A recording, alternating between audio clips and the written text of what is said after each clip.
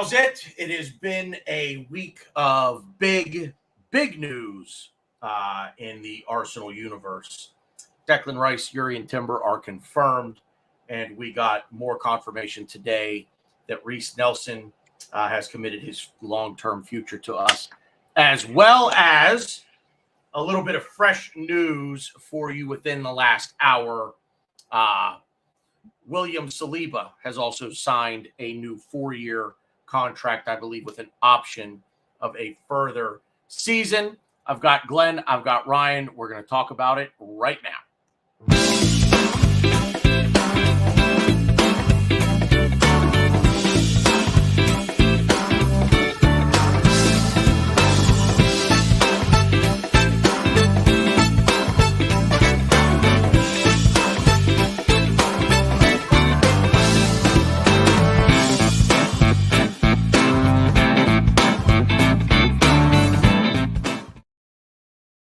Yo, how's it? How's everybody surviving the, well, at least here on the East Coast anyway, the brutal heat wave that we're dealing with at the moment? Glenn, you're outside, so how are the elements? Glenn, you're muted. Kids, this is why, real quick, Glenn, before you answer, kids, this is why you don't do drugs. What? Seriously, yeah, it's 85 here. I'm under a patio, but the air is heavy. It's definite sweaty balls time here. Yeah, it's like the Amazon in my shorts right now. Ryan, how are things? Black screen, Ryan? Besides my computer and phone deciding to shit the bed, I'm doing good. The heat is pretty awful. Yeah, I had a volleyball game yesterday, and it wasn't as bad as today. Thank God I have nothing to do today, but oof, it is rough. It's it's brutal outside. My neck is red. I was back in Carlisle for the holiday, visiting with my family. I cut my grandfather's grass for him yesterday. Did some weed whacking, and forgot about sunscreen. So my neck and my forearms are quite bright. It's not going to come through on the computer, but anyway, I guess we'll start with the freshest stuff here, fellas. William Saliba, 4 years, option of a 5th. How do we feel?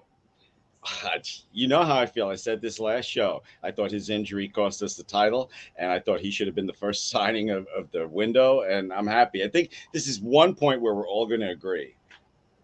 Yeah, Ryan, I assume you feel the same way.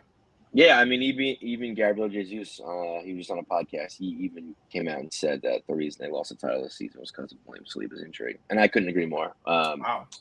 Very, very pivotal signing. I mean, Glenn apparently said this years ago, but it's definitely the most important signing this window. So it's really big to get him back.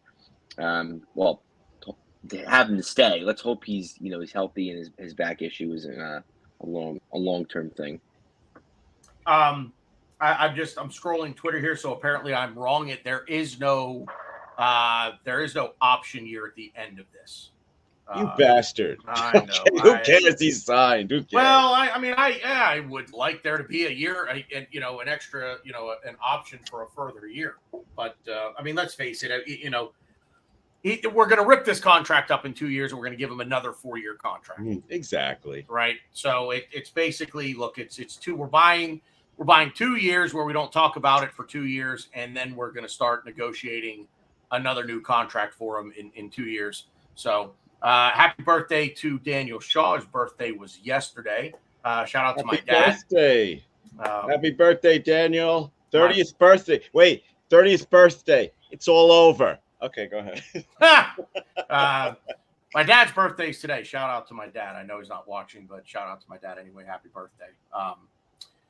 But yeah, big news with William Saliba. I feel like I wanted to do something here with all of the news that was coming out yesterday and today, now with the Reiss Nelson and William Saliba things in there. I just kind of felt like we needed to get out here and we don't need to go crazy with it. I mean, we've talked about all of this stuff, before, but I got to think, at least now anyway, I'm starting to feel like I was getting excited last summer, and with the Gabriel Jesus signing and William Saliba was going to come into the team. I was real excited. This is a different excitement for me right now. It feels different from even last year. And I think last year, we'll get Ryan back in here as quickly as we can. Last year, Glenn, for me, last summer, it felt like, okay, this is the next step in the process where we're going to compete for top 4. We should finish top 4. We've got a pretty talented squad, but it's not going to be easy. We're going to contend with the likes of United, and I think a lot of people thought that the shitbags up the road, and there he is, and we got picture. Ryan. I figured something out. Yeah. See, I'm kind of mad now. I'm sorry, real quick. I was going to. It's too late now because I'm wearing a T-shirt, but I guess I'll tell you. I'll let you everybody in a little behind the scenes thing I was gonna do. I was gonna come on my camera and be like, I'm wearing my favorite Granite Xhaka jersey, support his farewell, and I was gonna come on with no shirt on, but it was ruined. It was spoiled. I was waiting for BG to get to Xhaka because he's talking about all the recent news. But go ahead, BG. Well, I was going to get there. I just kind of like explaining my feelings here. But this summer feels different. It feels different right now. I think it's. I don't know. I've got to say it's one of the 2 big trophies, or bust. Now, I mean, we have to win the league. I hate saying that it's. Danny, thanks for being here, brother. Really appreciate you being out there. That would be Glenn. And Danny Dodgy is not the word that I would use. Wait. Can you just pause it real quick since Danny turned the attention to me? Danny, look, it's not a good look for me. I'm sipping in my straw. Okay, go ahead. I don't know. if a day like today is not a day to sip on a straw and just sweat your balls off, I don't know what it is. Go ahead, BG. So it feels different. It just does. It feels different. This feels like now these are the final pieces of this puzzle. It really is starting to feel to me like these are the final pieces of the puzzle. And now it is pedal to the metal, damn the torpedoes, full speed ahead. We're here and that's it. I don't know. Does it feel differently to either of the 2 of you? Well, let me go first, Ryan, because I know you got a lot to say, and I'll be quicker. Okay. Of course, it feels different from last year. Last year, I was like 4th place. We're not going to contend for the title. We're not going to. What did we spend? 265 days in first place. I didn't expect all that last year. Okay, so this year feels different because it's like we're going for $100 million players now. It's just ridiculous. I am so happy. I'm over the moon, and I'll throw it to Ryan. Go ahead. Yeah, no, I'm happy. The only thing I disagree with what Tanner said was I don't think it's Champions League or Premier League or both. Or bust. I wanted to correct myself, but go ahead. I think Man City's still light years ahead of us. Really? I think they're still a lot better of a team. I think we're going to make some really big strides in momentum, and I think we're going to make it a real fight. It's weird. This last season was so odd because it wasn't a fight, and it was never really a fight. Like, we were ahead by so many points the entire season. And then they just kind of swooped in and took over, and then we never kind of got back into it. So, like, even when we were up, like, 8, 11 points most times, 5 points, like, it was just never a fight. It was always just like, can we keep them off? Can we keep them off? And then when they took over, it was like, okay, it's over. I think maybe not even this coming season, but next season, I think it'll be, like, an actual, like, dogfight where each win is each 3 points is just absolutely vital. And it was. But it was just, I don't know. I just didn't see it as a really of a fight because City didn't start off so well and we started off really well.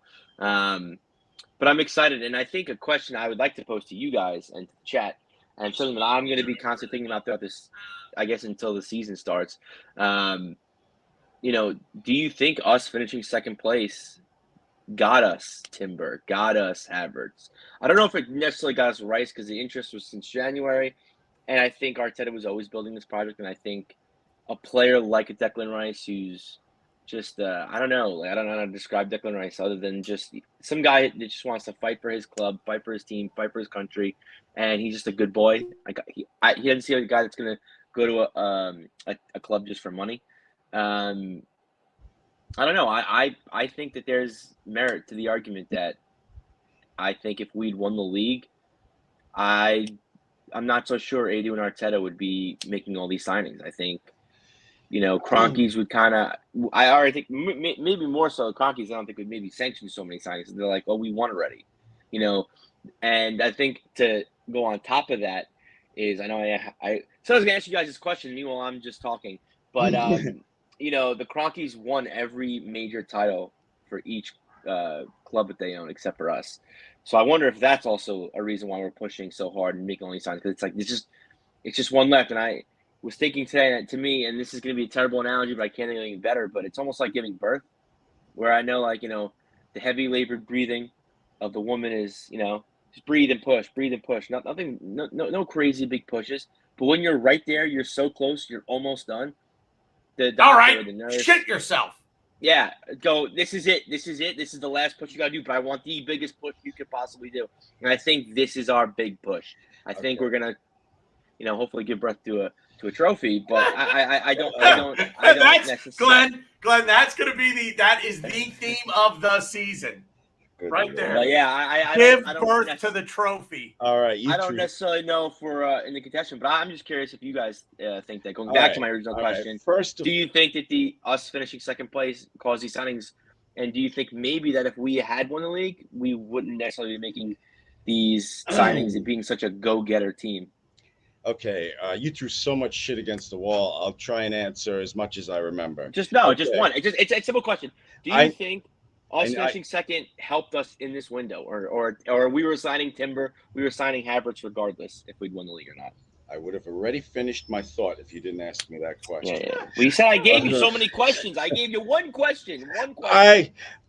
Both teams fully healthy. Manchester City and us, we're equal. They have better depth than us, and that's what I'm worried about right now. But there's a lot of transfer window to go. Why are we getting players now? We finished second in the Premier League. We should have won the title. We're one of the most exciting teams in the world with one of the biggest fan bases in the world. What footballer wouldn't want to come here? You didn't even answer my question. Okay. Well, Tanner, I don't remember what it was. I literally had to repeat it 3 times to you. Okay. Do you think that maybe us finishing second place in the Premier League was a blessing in disguise? Meaning that maybe if we had won there's merit to, I think, saying if we had won the league for Man City this season, maybe we wouldn't really be making these signings. Maybe Granit Xhaka would stay. Maybe we really don't need to upgrade on you, Xhaka, because we just won the league, and it doesn't really get much better than this. And yeah, we're going to Champions League, but if it ain't the old adage, if it ain't broke, don't fix it. So wait, so your question is, would we be making these signings had we not having finished second, but would we be making these signings had we won the league? Yeah. I think I think we would. I think we still would be. Here's why. It's an argument because I don't know, just based on the Kroenkes and how they've been winning, but here's why. Once they win the Arsenal, go. What's the one trophy that's eluded us? What is the one trophy we don't have in the history of this club? I mean, Champions League, yeah. League. I almost, I'm going to put this out there. It is July 6th. We're not even into the full bulk of preseason yet, but I'm going to put this out there. I hate the either or. I hate the would you rather. But I legitimately think this team is being built to win the Champions League and simply compete for the title in the Premier League. That I'll say, I think Kai Havertz was brought here specifically to play meaningful Champions League football. When I say meaningful, I'm talking the knockout stages, getting into the quarterfinals and the semifinals. There are players who at their clubs I look at and I just say that player is built to play European football, not Premier League football. I think they exist in every league. I think there are players in France who are built for the Champions League or Europa League, not the domestic league. I think Kai Havertz is a player that was brought here to make us better in the Premier League, yes, but he's going to be I think he'll be a prime fixture in the starting 11 for the Champions League. I think Leandro Trossard could be that player as well for us, and we already have him. I'll go another one.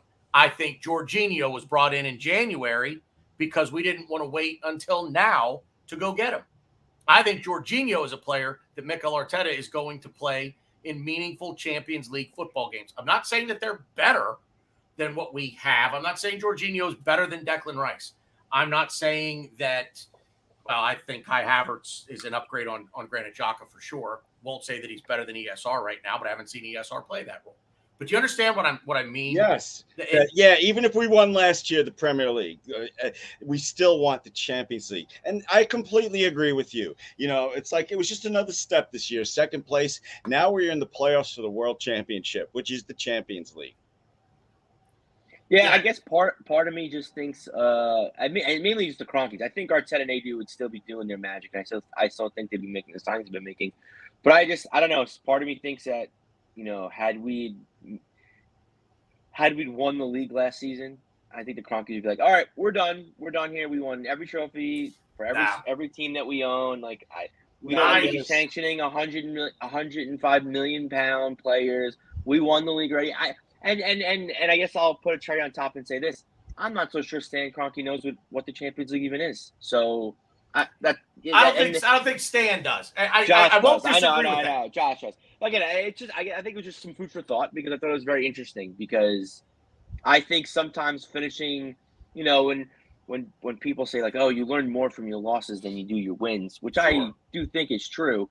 Are we learning more from finishing second place? Are we being more direct and active and cutthroat and, you know, making these signings? This is like quickest we've ever made signings in the history of our club. So like, could it be because we finished second place? Because we're like, you know what?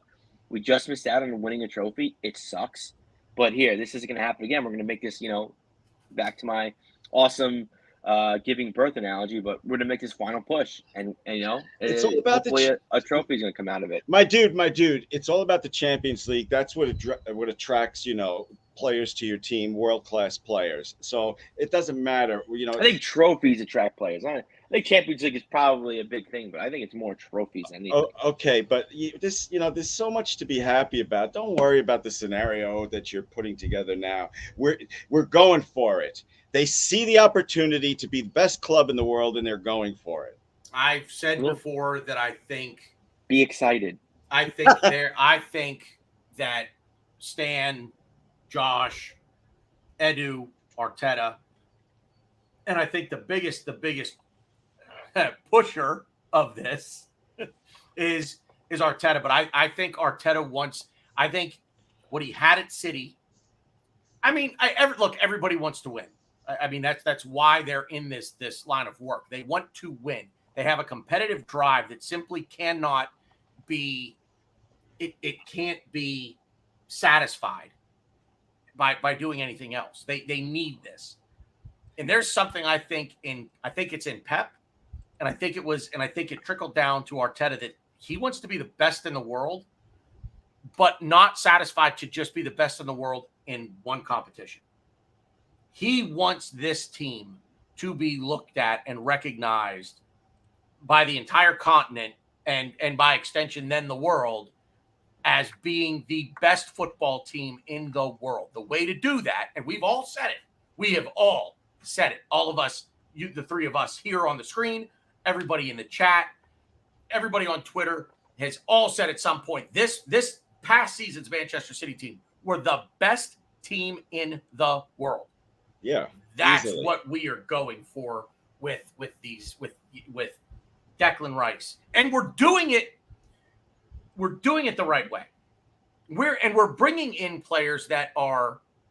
I was thinking about this last night as I was stranded on the turnpike for 2 hours, waiting on a tire change because my rental car had not one, but 2 plugs in the rear passenger side tire that they never bothered to tell me about. Thanks, Enterprise. I lost my train of thought. What I was thinking about. We're bringing in players that are very talented and very versatile, and that's a big key. I think if you're looking at players that I keep seeing things. Okay, I think we're done with incomings, right? And I would agree with that. I think for the next month or so, we're probably done with incomings. Now it's outgoings. Let's try to rebalance the transfer budget a little bit. Go ahead. Speaking of outgoings, I wanted to ask you guys this question. It's an article I read today with Xhaka leaving. You guys might have even read it yourself. And I'm not taking shots at him. He was a big reason we finished second this season, and I'm kind of sorry to see him go. But with him leaving today, Zinchenko, Odegaard, and Smith Rowe all put one word on Twitter to say goodbye to Xhaka, and that word was legend. And I think that kind of waters legend down a little bit. It does. Whoa, be nice, Glenn. Jeez, whoa. All right, so you with a flamethrower. No, I'm not. Did that sound harsh? Because I said I'm messing. I really. Okay, dickhead. I mean, is legend a little too strong? Yeah. For Granit Xhaka, yeah. For the club, to relate it to the club, to the player, to the club, to what he's done for us and everything. Yes, but I think being a player on the team, being Odegaard, or being Zinchenko, being like one of the new players that just everybody, anyone. Granit Xhaka has been a really vital part of the club, especially to them. Being a leader, being a captain, and more important than anything that we could even relate to, a friend. And I've called my friends legends sometimes. They do something, legend. Wait for it. Like my one of my friends hits like the last cup in beer pong. I'm gonna like, yo, you fucking legend. Like it's Dairy. It's more watered down, I think, when you're using it for someone that you know personally and have a serious connection to. But yeah, when you talk about like an Arsenal legend, no, it's absolutely when we run insane. When we run through the gambit of Arsenal legends, and let's face it, I mean, clubs don't retire numbers, right? I mean, English football clubs by the way. They don't retire numbers. I do because I get the number thing, why players wear basically they wear the number of their position, really is what it boils down to. Now, obviously it goes beyond that, but I'm sorry. I'll say this. I mean, I hate that I'm going to use this reference or point of reference, but can't be better than my the Pittsburgh Steelers, the NFL team in the city where I live. They don't retire numbers, which I dig. But that being said, they also don't hand certain numbers out. So the number is not officially retired, but they don't give that number out. Like somebody wanted the number 7. Patrick Peterson, quarterback, wanted the number 7.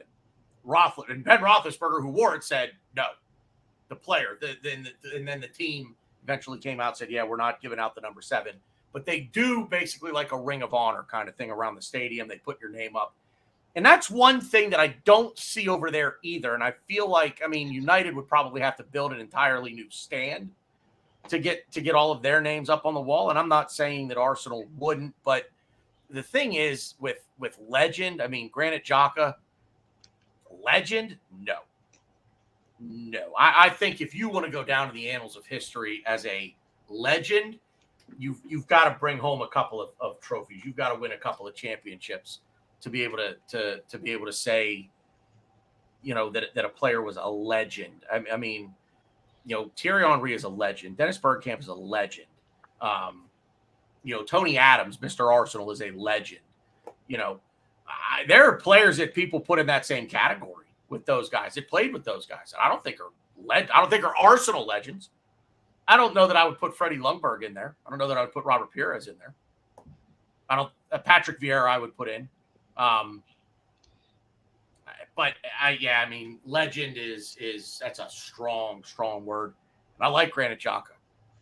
Again, I think the players just said that because they're friends. I think Glenn's putting too much into this. But No, I just don't like words like legend or hero watered down. That's all. It's a pet peeve more than a shot at Xhaka. No, I know, but they weren't saying, "Hey, Granit Xhaka, you're an Arsenal legend." They're just saying it's like, Glenn. I hate to say this, but you're fucking old, and I think it's just it's like a hip thing that kids say, like, "Oh, you like I said, when a friend of mine hits the last beer pong, the last shot in beer pong, I'm like, you fucking legend. I obviously don't mean, hey, you're so good at beer pong, I'm gonna put a statue of you in front of my house so everyone sees it. I'm gonna put a statue of you in front of the Emirates and idolize you because you're like an actual legend, and people are gonna be telling stories about this day. No, it's slang. That's all it is. Man, Stan is going in on Xhaka. Last season, Xhaka finally did what he's paid to do. No more, no less. Glad we finally upgraded on him. Yeah. Harsh. A little harsh. That's not harsh. That's just the truth. That's just the truth. I kind of wanted to be a little. I think he did a little more. I think he did a little more last season. No, I don't think so. I don't know about that. I wanted to be a little more forgiving because of the shitstorm I always put on him. Because it takes a lot to do such a 180 that he did in his Arsenal career. From the debacle at Palace to really being chanted by the fans and scoring 2 goals in his final game for us and really evolving that left 8, making that position his own, and really helping us out. But it's like he was supposed to do things like that when we signed him, and I think he kind of wasn't great when we signed him, and he kind of he never really improved until this very season. So, I he was here for 6 years, dude, and he had one good year, and it was last year. Exactly. Exactly. That's why I'm kind of really in Stan's boat, and I'm kind of just like, right. I want to be a little nicer because he did, because of the adversity he had to overcome with the fans and I'm sure he had a lot of unwanted messages on social media. No, don't go back to that because he never gave a decent apology. Why is my thing a circle? Did my camera go out? Yeah. Oh, wait. The camera went out.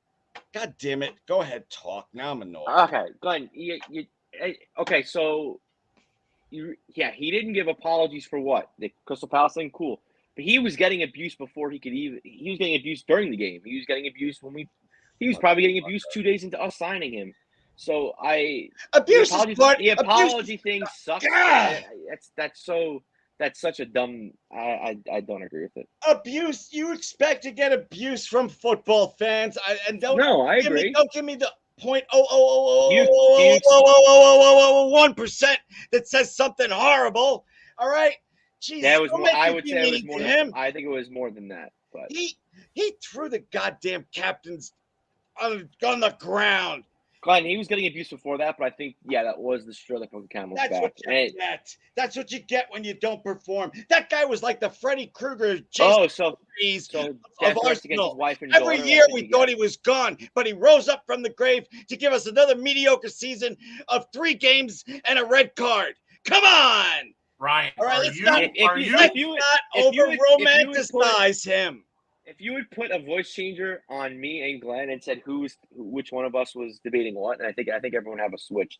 No, are you starting to see my point of view on this, Ryan? No, listen, I don't even know why Glenn's getting so hard at me because I literally said I feel like Glenn is in Stan's boat. I'm saying I'm more towards Stan's boat, and Glenn's yelling at me because I'm impressed at his 180 in the club, and I'm thanking him for it. But to have him be a legend and to have some of these people on Twitter idolizing him and having tears in their eyes that he's leaving, I think that's a bit much. To be fair, when Elneny leaves, I'm sure I'll be upset, and that's like crazy to a lot of people.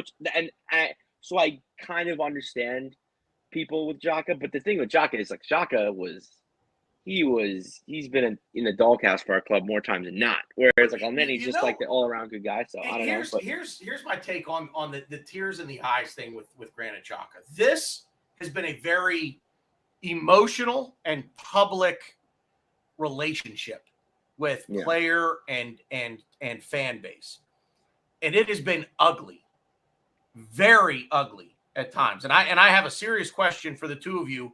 And I don't expect either one of you to answer it, and I'll probably mute you if you try. But I mean, Ryan, you and I don't have kids. Glenn, you do. And don't rub it in. And I have said to both of you before, I can't put myself in a position of I can to a degree. I can't imagine someone saying to me the things that people said to him about his wife and daughter. The closest thing I have is a sister and a niece. And there is no level, there is no extreme that I would not go to if people were saying those things about my niece. And I'll relate my niece to his daughter. Like I'll end you. Like you will cease to exist. And if I get a chance to eradicate an entire pathetic gene pool, I'll do that too. So the throwing of me too, Demsec. Me too. The throwing of the the throwing of the armband. I'm looking at it and I'm giving him the benefit of the doubt, and I'm saying he's human. It comes with the it doesn't come with the territory of the things that were said. There's a level of abuse that people in the public eye have to understand they're going to take. And I think most footballers, I dare say all of them, understand they're going to get a fair amount of abuse. I don't agree with the racist shit. You can take a fucking hike. Threatening to rape someone's baby daughter, get the fuck out of here. And I'm going to lose. The algorithm is going to not promote this now because I cursed to drop 2 F-bombs. But I think the R-bomb is probably worse, but yeah. I don't know. But I just, I don't have the same, I don't want to call it I don't have the same. It comes down to the point where both things are wrong. Both things shouldn't have been done. There's no. But ultimately, what he was disrespected. Massively disrespected, and he disrespected an armband. And he just he destroyed the club. Which is bigger, his daughter or Arsenal Football Club? I mean, it doesn't. Two wrongs don't make a right. They're both wrong. Who gives a shit? I'm not weighing which one's worse. They're both shitty. I'm sorry. Like that's why this is a dumb argument because what the fans did terrible. What he did terrible. If people are crying over Granit Xhaka leaving, okay, have a word with yourself. I'm actually. It's funny. I was on your side, but now I'm not because now I'm like I'm gonna be upset the moment Elneny leaves, and Elneny hasn't played in minutes. No, but I mean literally, literally, they have tears in their eyes. Right, that's what I mean. I'm not gonna cry. Man, oh man, I don't know of any athlete that I've ever watched play a sport that I can say when that player retired, the only player that would have come close for me would have been Tom Brady. And he left the Patriots. And when he left the Patriots, that was it for me. Like, okay, you've joined the enemy now. Not the enemy. I mean, it's Tampa Bay, whatever. But I'm not – and he retired. Like, Granit Xhaka is still playing. Like, if you love him that much, watch Leverkusen. They got nice kids. Yeah, I mean, support Leverkusen. Be a Leverkusen fan. Support them. And that's fine. So this is my take on Granit Xhaka, and I'll give you each 10 seconds to say your farewell to him. But my take on Granit Xhaka is this. Thank you for being a steward of the club, bringing the young players forward. We appreciate your time. Best of luck in Leverkusen. Thank you.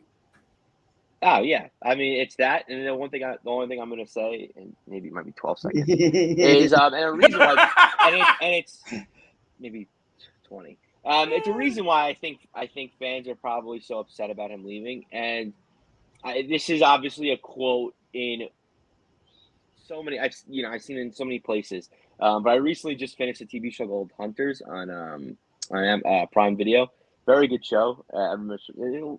few plot holes, but it's a good show regardless. Having the edge. Reel it in. Show with Al Pacino, by the way. Hitler. So essentially, it's in a world where Hitler gets captured and he's being tried for his war crimes against humanity, and Hitler essentially says, I'm going to make a comeback and dabble in politics. And the lawyer says to him, the prosecutor says to him, who the fuck's going to want you back?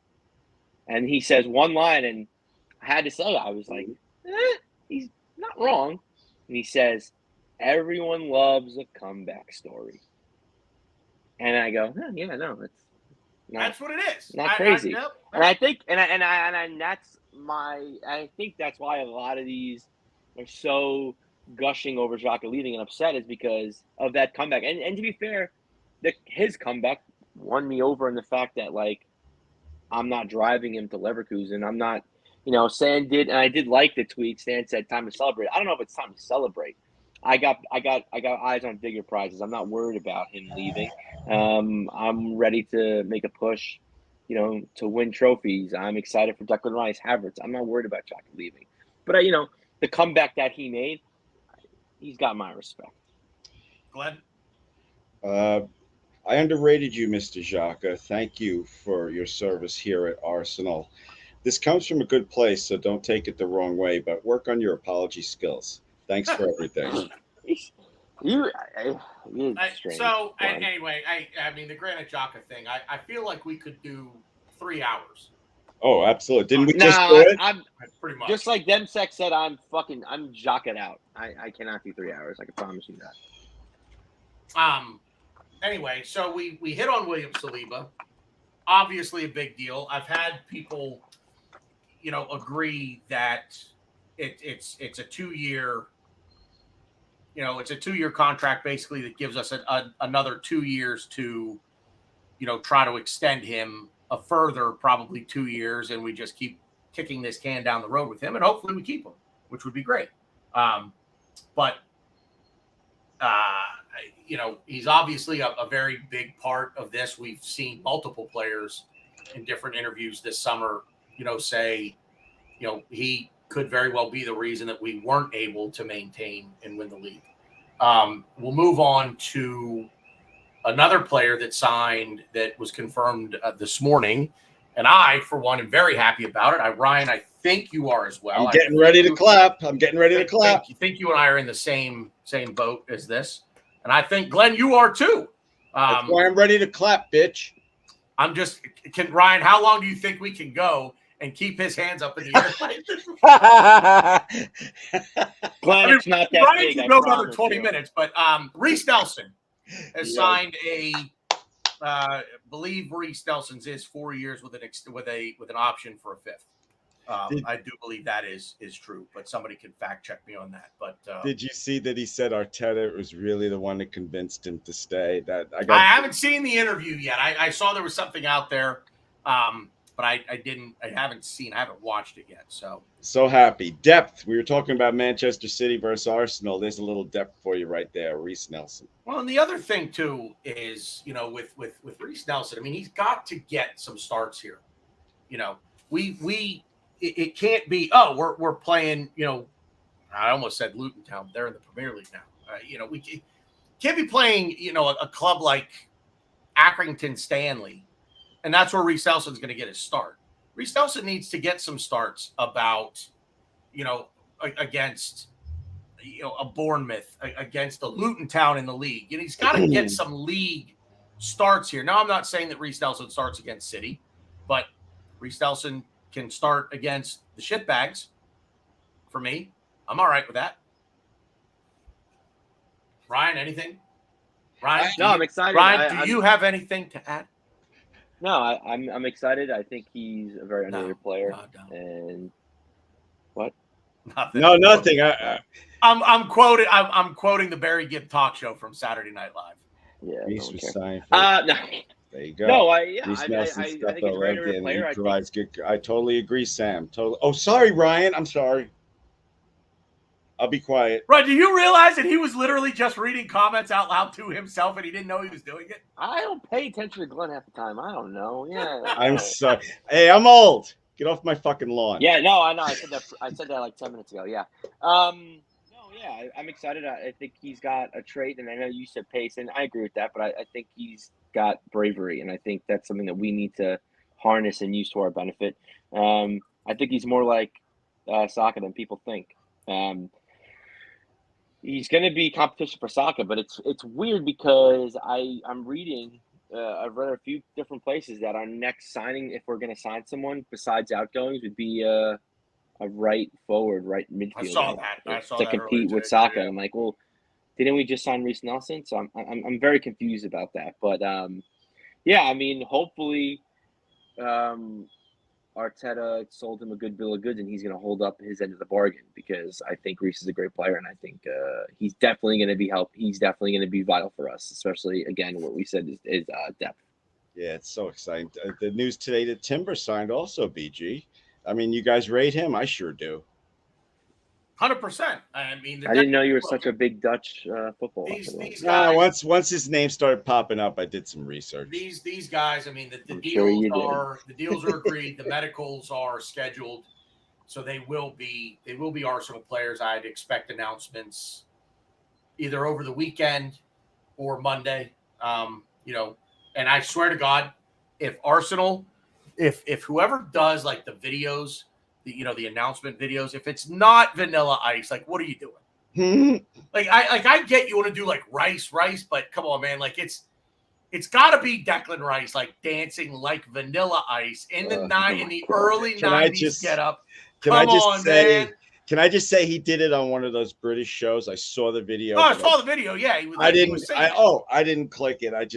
I wanted to respect him, so I didn't click it. That was a dig. It sounds so easy. What the hell is going on? Am I still with you guys? Yeah, yes, you are. Holy shit. Did the aliens abduct you? I tried to open a new tab, and then all of a sudden my ad blocker, like 18 screens of ad blocker showed that it was updated. Whoa, that was crazy. I was trying to find a picture of Vanilla Ice real quick in the get up from the video. But I mean, holy shit. If anybody wants a good little chuckle, so Google Vanilla Ice and go into images right now, because wow. But anyway, yeah, that's a thing that's got to get done. It's got to be something with Vanilla Ice. So Dempsey, Timber and Rice have medicals Friday. That's what I heard as well. I mean, again, we're bringing in the right players. I saw something like Timber is, I'll say, part of the leadership hierarchy, if that's a thing, for the Dutch national team. Which, again, it just goes back to the looking at leaders, looking at captains, of whether it be, former club captains or international, for their national team. But yeah, there's logic there with Timber as well. Declan Rice has future English captain written all over him. We've talked ad nauseum really in the last couple of weeks about Declan Rice, what he brings. Timber, a lot of the things I'm seeing on Timber. Go ahead, Glenn.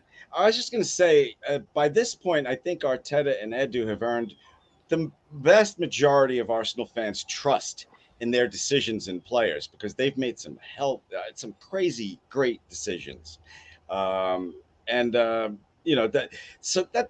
all I want to say. I have so much trust in them that, like, even if I don't understand what they're doing, I don't go on Twitter and be like, sack Edu, and shit like that. That's all I'm saying.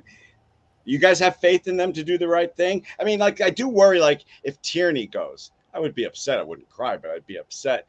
Would we have to replace him? Little things are worrying me now, but I see a squad that can contend for the title. But depth is the key issue for me. I totally went off topic. I'm sorry, BG. You're fine. Quite all right by me. Because I didn't think the Granit Xhaka thing would kind of dominate this show. Neither did I. I just wanted to know about. It's dominating the show the more you guys talk about it. Well, I'm just saying, it kind of got me off my track here with what we're gonna. I got something for you. So, Go for Ken, it. I sent you a DM on Twitter. Yeah, I saw it. I didn't open it. I saw it, but I didn't open it yet. I don't want to upset Glenn, but you know what? I'm all about upsetting Glenn. I love poking the little tiny stoner bear. But I don't think Glenn saw it. Can you pull it up, or do you want me to say what it is? Go ahead. I'm looking at it right now. All right. So essentially, Balogun posted on Instagram a picture of himself as Captain America, like a cartoon, and I think I have to pull it up because I want to make sure I know exactly what it says. All right, while you're looking to pull up this Balogun thing, did anybody else see a story that his representatives were talking to Chelsea? Did anybody see that story? Glenn, you make up stuff all the time. You should be a new in the know guy. I'd follow you. Anyway, so I didn't see that, Glenn, but yeah, so he posted himself as Captain America, and then it says Florian Balogun, new market value, 30 million euros.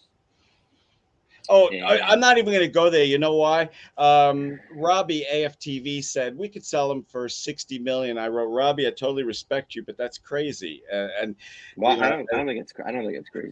And you know, I mean, look at Pepe. He was a superstar there. And you know, I just was talking to Robbie, and all of a sudden, like other people are chiming in, giving examples of people that played in France that were awesome. I'm like, look, it's just my opinion, for F's sake. I don't rate Balogun as high as you guys. Yeah, really? But anyways, I thought it was very interesting that he's already commanding how much he's worth. I mean, he puts transfer market on the bottom, so I'm assuming transfer market says he's worth 30 million. But I think that's his little calling out to other teams saying, "Hey guys, look, this is my market value, 30 million. Knock on Arsenal's door and pay 30 million. You get me." And I think 30 million is way too little. We should be getting way more than 30 million for Balogun. 100%. You're not going to sell for that. Yeah, we sell him for anything over that. I'm trying to look up news because I know what I saw, that his reps were talking nuts. 30 million is absolutely nothing, and he is one of the top scorers. Yes, I get it. And even to further, I guess, your point a little bit, the French league dropped out of the top 5 leagues in Europe. I think it's now 7th. You're making my point. I literally just said, God damn it, stop. The weed needs to just tone it back. Listen, what's your name? Shut up. You're making my point. No, I'm not. All I'm saying is he is tearing it up, and I think 30 million is too little for anyone tearing it up anywhere as a striker and scoring goals. I think scoring goals is, I don't know. See, like you have the argument where it's like defenders are cheap, strikers are more expensive. Why? You know, it's like, oh, because everyone wants the goal scorer. You know, defenders are a dime a dozen. Some people saying I don't agree with that, and I think defending a goal is just as important as scoring a goal. So, but regardless, people value strikers. People pay absorbent amount of money for strikers, and I think Balogun's worth way more than 30 million. I think we'll get, if we sell him this season, we're going to sell him for more than 30 million. Can I just say one thing? I took my camera off. If you put Balogun in the search engine, put news, some of the first stories that will pop up is him talking to Chelsea. That's all I'm saying. Yes, I'm old. Yes, I'm a pothead. Yes, I confuse things, but I know what I saw. Why is only my arm on here? It's called a picture, Glenn. Oh. But maybe he should like stop making little memes or whatever those things are called and work on, you know, making the squad. Well, Arsenal taking him on the U.S. trip, so that's a big selling point for Arsenal. Yeah, I think it's to put him in the window, but to promote him because it's to promote him the national team. And look, I have said this, maybe not a whole lot with you guys or as a part of this show. But I have said in the past that this is, meaning America, we're it. We are the last unconquered land in the world, in world football, right?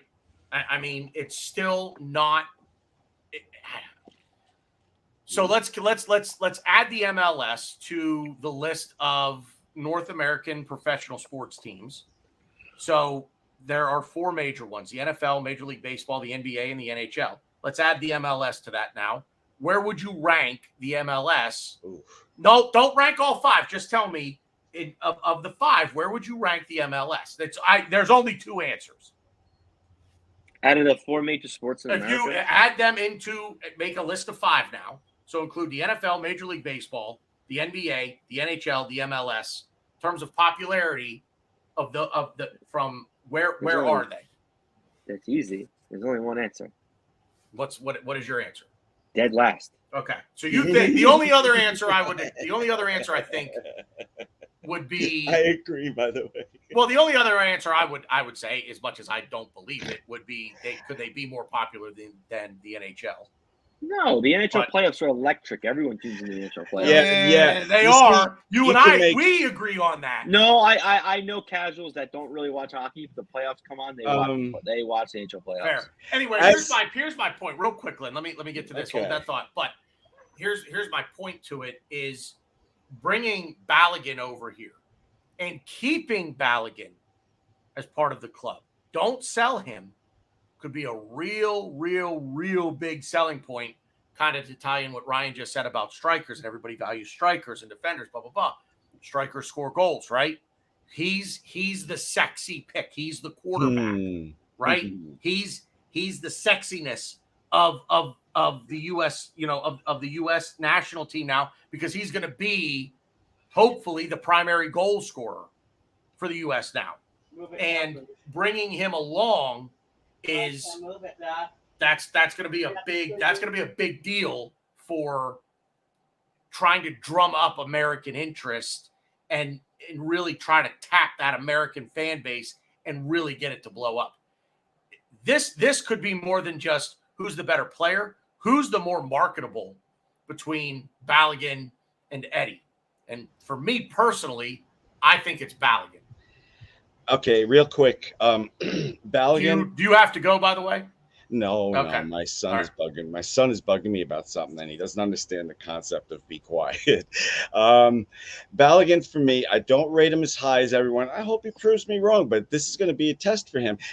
Because for me, Balogun seems to always want to take the path of least resistance. Oh, I have to fight for my spot at Arsenal. I want to go somewhere else. Oh, I have all these choices for international play. Let me go to the U.S. They kind of suck. So I just don't like. I don't like that attitude, and I don't rate him as high yet. Prove me wrong. Prove me wrong, Balogun. We argued about this last week. You and I, Glenn, see this thing totally different. Yes. Balls. Oh, geez, what'd you do? Glenn, you and I see this totally different. Right, So and I'll give you last word on Balogun because I don't want to, No, for just as far as Balogun goes, I could not disagree with you more on the. You're looking at it from the standpoint of he doesn't want to fight and try to take over someone else's starting job. He wants to go where he's automatically going to be the number one guy. Well, he's not going to be the number one guy here, no matter what. But I feel like wanting to be the guy somewhere, be that number one guy, is a better attitude than. I'm not saying Eddie has this attitude, but Eddie's comfortable playing second fiddle. Like, Eddie's okay with that. I'm not okay with him being okay with being second choice. Like, he's like, okay, I'm the second choice guy. I accept my role. Like, no, go. God. I mean, that looks good from my perspective. Balogun, I can see your point that, okay, if he wants to leave because but if you're third man in the pecking order, I mean, the writing there is kind of on the wall for you to say, look, I now have to leapfrog 2 guys. And how long will it take me to leapfrog 2 guys? If I can leapfrog 1 right now and displace Eddie, now the conversation is between me and Jesus. I said it last week or 2 weeks ago, whenever it was, I want to keep them both. I'd prefer to keep them both, and I would sell one in January. I would see who plays better from here till January, and I would sell one of them in January. That's just me. I think one of those 2 could go because we have other players that can play up front, like Trossard or even Havertz. So I can see one of those 2 going. We don't need them both. I don't know if you're gonna put that picture up that I sent you earlier, Tanner, but The Balogun one again? No. The depth that we have now with all of our signings. I can't get it. I can't It's enlarge fine. it. But I mean, if you look at it, Glenn, I'm sure What? I'm out of this. You guys sound like no. You two don't old even know people what I'm on gonna say, Skype. Glenn. All right, great. If you look at the signings we just made and like who we have on our team now, and you look at depth and everything, I'm very curious to both of you. Where do you think our weakest positions are? And I know what Glenn's going to say. He's wrong, but I know what Glenn's going to say. I think our weakest position is by far striker. I honestly think Jesus is a great player. I think he just started here, and I'm not saying he's done. I think we can upgrade on him. I definitely can upgrade on Eddie. Balogun, I keep beating this drum. I think this is when we cash in on him. This is where he's going to be the most valuable to us as a sellable asset. And now that we're going to parade him around, America because he just, now he's on the men's national team. I think this is the time to sell. The only thing I want to say real quick is I don't think Eddie's okay with playing 6 field. I think that's a little nonsense. I think every day in training he's competing to oversee Gabriel Jesus, but you have to take into effect the weight of Gabriel Jesus' name. He came from Man City. We paid a lot of money for him. Eddie understands that, but also B2 is why even we talk about depth and how we're in all these competitions. It's not like Eddie's not playing at all, So I don't think he's okay with putting it. I think he realizes that it's a squad that needs to be rotated and everyone needs to get their share. And I think Eddie will get even more minutes than he did last season. And last season, he used to starter for most of our games because Gabriel Jesus was out with an injury. Or I guess we'll get close to the amount of minutes. But, I don't know. I just think that we need to upgrade on striker really bad. And I think to start that domino effect, we need to sell one of them. I think Balogun's the go-to. You guys hear that? And I think Balogun's selling. Real quick, last thing. I think Balogun's generating more money for us than Eddie is.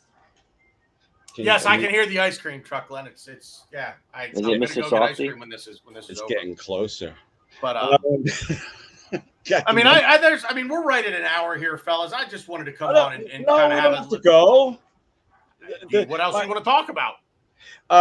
Did you guys hear that Partey says, I'm not going to go to Saudi Arabia this year. I'm going to stick around. Did you see that story? He says he doesn't want to leave Europe. He doesn't want to leave Europe. So it's still a move to Juventus. Okay, Mr. Glass half full and someone pissed in it. All right, whatever. What? It's not it's you said he doesn't want to move, which is not, he doesn't want to move out of Europe. So you're pissing in my half glass full. I don't want Partey to leave. If Partey leaves, then we have to do something else in the transfer market. I think if Partey left, I think we would do something else. What is that? My wife found it insulting that I had an air raid siren for her text, so I changed it to Chewbacca. I guess that means it's time for you to go, huh? Yeah, but seriously, you guys, not you, Ryan, you're way too fucking negative, man. About what? Stuff. Oh my God, is it a blessing we didn't finish in first place? Oh my God, what are we going to do with this? I don't agree. Glenn, I told you when I posed the question, I don't agree. I think that we were signing these players anyway, but I think it's just an interesting debate topic. Glenn, that's what you do when you come on a podcast. You talk about things. You have a nice, healthy debate. Tanner, our lovely host, the beautiful owner, will ask us questions. We'll talk about it. You'll say one thing. I'll call you a fucking old idiot, and then we move on. That's it. I mean, that's how things go. What did we come up with to call you? Maniacally eccentric. Oh yeah, that's me and VG were going back in DMs of how disturbed my mind is. Hey, listen, I'm not even going to try to fight back. This episode of this show was a clear knockout by Ryan. I'm on the floor, bloody guys. It was a lot of fun, but every show. I gotta go. I gotta really go.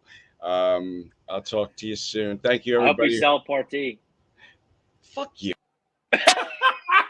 Yeah, I had to do one last knockout punch.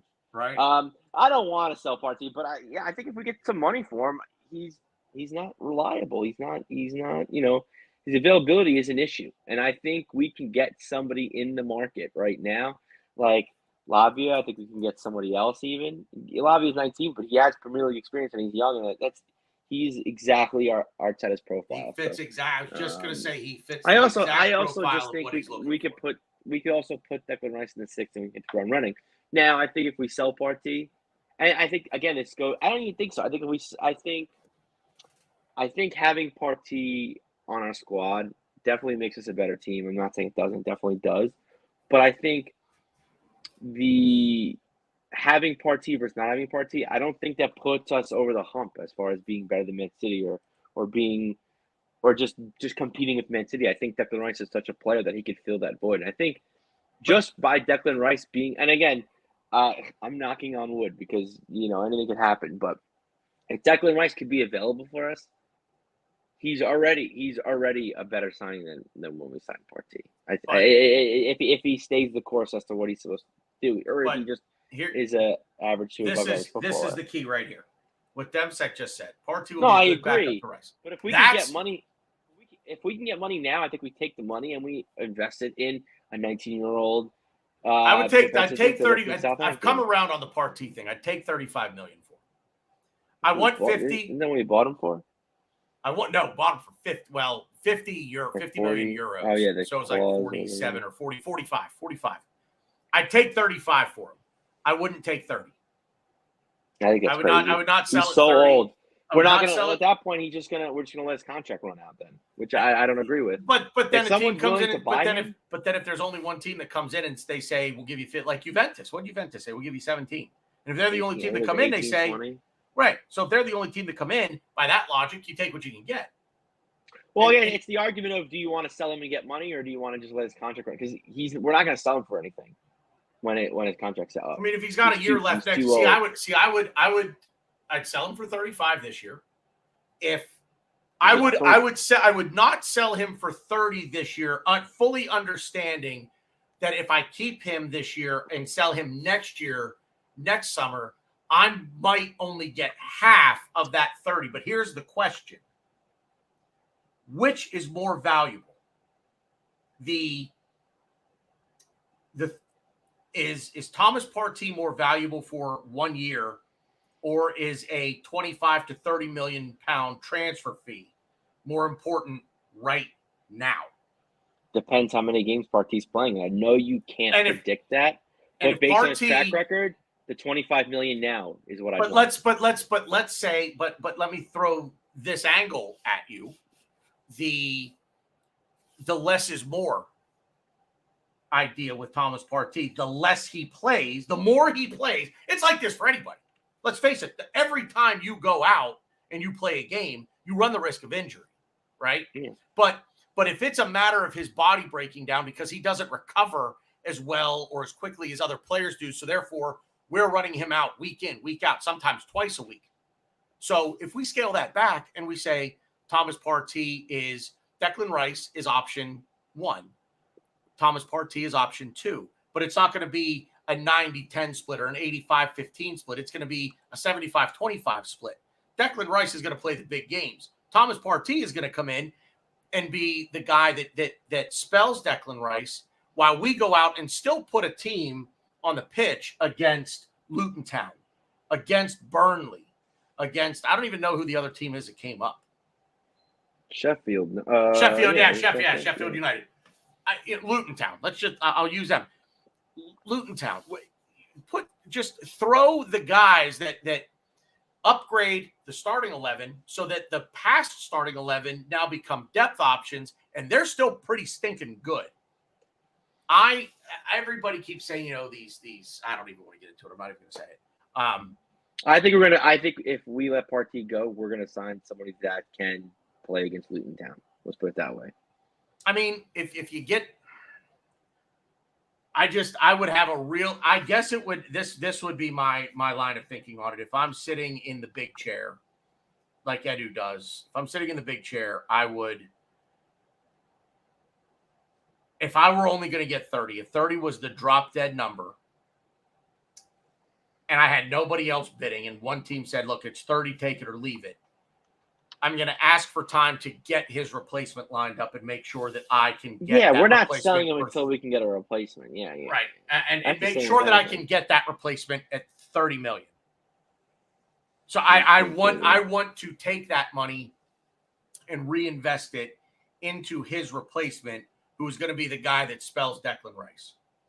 So that's the way that I look at it. And Jorginho Demsek even says, I mean, he's not as dynamic as Declan Rice. I think he's, how do I put this? Jorginho is not Declan Rice. Jorginho is the Italian/Brazilian Mo El Neni. I look at Jorginho right now the same way that I've looked at this. I look at him the same way I've looked at El Neni from the stand. I don't have the affinity for him that I have for El Neni, but I look at him as the closer. If we're up 3-0, 4-0, 4-1, whatever it might be with 65 minutes to play, that's when you take Declan Rice off the field and you give him a break. Say, hey, 65 minutes, man, that's good. We don't need you to do anything else. Throw Jorginho out there and say you have one job. Just don't let the ball past you. That's your job. And that's it. That's El Neni, the closer. Honestly, I could even see now I'm talking myself into we don't even need Partey. I overrate El Neni. Everyone knows that. I love El Neni. I still think he cannot play a role if he's healthy. He can be a backup. And I also think Jorginho could potentially play left 8 if we need him to.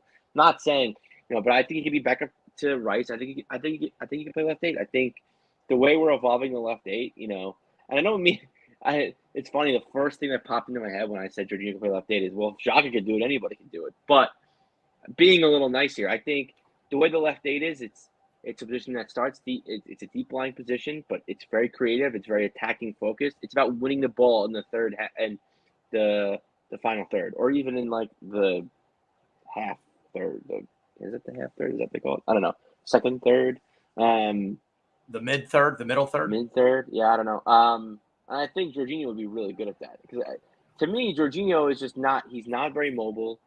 He's not the most physical guy, and he's not the best defender. I think defending IQ is there, but his actual athleticism to defend his athleticism is, but you know what he is good at is, I think he's good at reading the game and making sure that he gets IQ, which is good instincts to get into the right position by the time he needs to be there. My point is if we sell Partey, I don't think I would want a signing. I think Arteta and Adrian are going to get us a signing, but I trust Jorginho and El Neni. Well, for the beginning of the season anyway. Jorginho and El Neni are not staying long. It's what Sam said. I mean, Jorginho's they're both in the last years of their contracts, so they're done after this year. And I agree. I would like to see somebody like a Romeo Lavia come in. What? Do you have breaking news? I wish I did. Well, no, I mean, we didn't really talk about it, but I just had the best idea ever in my head was that Sam, dare. Do not dare impede the name of Mohammed El Neni. That's fine. My Egyptian That's prince. fine. Sam could just whatever. I know he's not for everybody. I get that, but he's just such a stalwart this club. What I was gonna say was I keep saying Steve Bold, but Steve Round, mutual agreement, not an assistant to Arteta anymore for the current season. I'm just saying, Mohamed El Neni. that would be the cherry on my it really would be cherry on my orgasm Sunday. Because it's funny because what it really made me think of it was Stan was when someone said oh, Van Persie, assistant coach at Arsenal, who says no? And then Stan posted a very funny gif of, I think it's Deadpool going, no, which I agree. I don't want Van Persie to be assistant coach at Arsenal, but Mohamed El Neni, that man. But until then, he needs to be back up, and we don't need Partey, and I want to make money on Partey because we can, and yeah, that's it. All right. That's gonna be it for us. Let's get out of here if you're all right with it. Anything? Yeah, man. Ryan, no, I'm just. Ryan, do you have anything to add? I don't know if that's wrong. That's scaring me. No, I hope we could. brother. The way we moved in making the signings to come into our club, I think we should be even quicker at the outgoings. I know that it's two-way street, so but I really hope that we can make some outgoings happen to potentially bring even more players to this club, because players like Cedric, Pepe, and I hate to say Rob Holding, I hate to put Rob Holding in that group, but he is in that group where we just need to get rid of him. And if it's like, if Arteta and his coaches are doing the depth chart on a whiteboard, if that leaves us short somewhere, then yeah, him and I do need to get to work and keep start cooking again. Because there are players out there that I think would make this club so much better, and there are players in this club that we just don't need.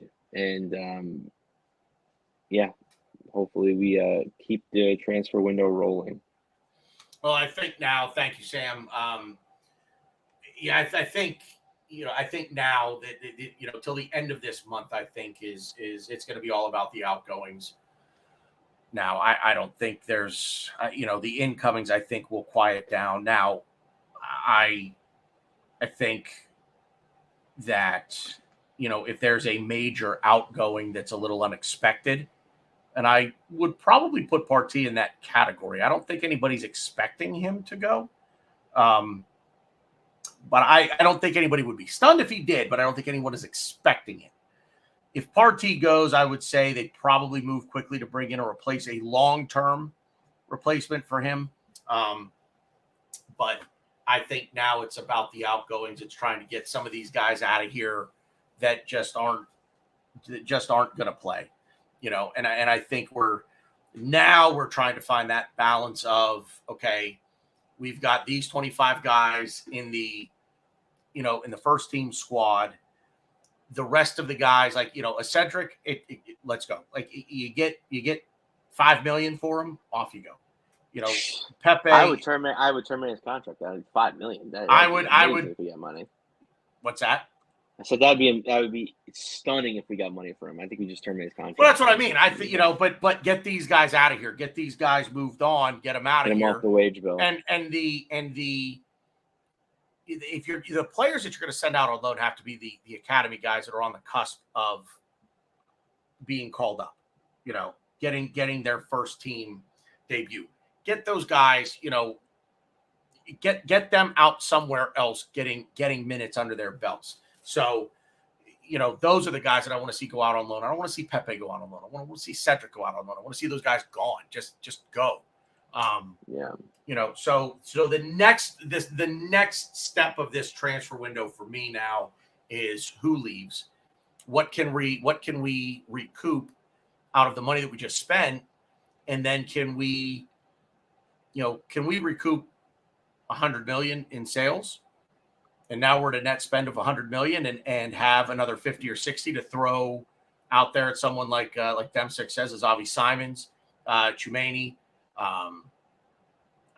someone else that might be out there, So that's I'm looking right now. I'm looking at outgoings and just real, the Granit Xhaka thing on the fee, 21.5 million. I believe it was pounds. I don't think that was euros. I think that was pounds. That's impressive. So kudos to Richard Garlick and Tim Lewis, with the negotiations there on getting a deal like that done. So that's it. Sam, Demsek, Daniel, Stan was in there. Thanks for being here. Bronx Gunner was in there as well. We had Daniel Shaw. We had Danny, the GFP, Russ Morgan, Canterbury Gooner. I think I said Russ Morgan was in there as well. Shout out to again, just everybody in the chat that got involved with us. So really appreciate you guys. Demsek, if I missed your name, I don't think I did, but yeah. No. Thanks for being out there, everybody. We really appreciate it, and it's been good footy talk. We'll catch you out there.